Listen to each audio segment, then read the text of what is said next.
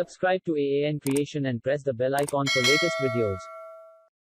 Welcome again friends. On Windows 10, users were used to launching command prompt in regular or admin mode using the Power User menu, Windows key plus X, but in the Creators Update, Microsoft is suddenly removing these options in favor of PowerShell. PowerShell is similar to command prompt from the point of view that they both use command lines and you can accomplish the same tasks, but PowerShell is a more advanced tool typically used for scripting and it may not be for everyone. If you don't use PowerShell, it's possible to bring back command prompt to the Power User menu. You just need to know where to find the settings.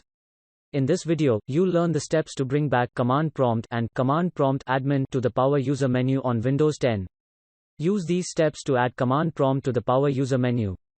First, open Settings and click on Personalization. Next, click on Taskbar and turn off the toggle switch for Replace command prompt with Windows PowerShell in the menu when I right-click the Start button or press Windows key plus X to complete the task. Once you completed the steps, when right-clicking the Start button or using the Windows key plus X keyboard shortcut, the Power User menu will display the options to open command prompt again.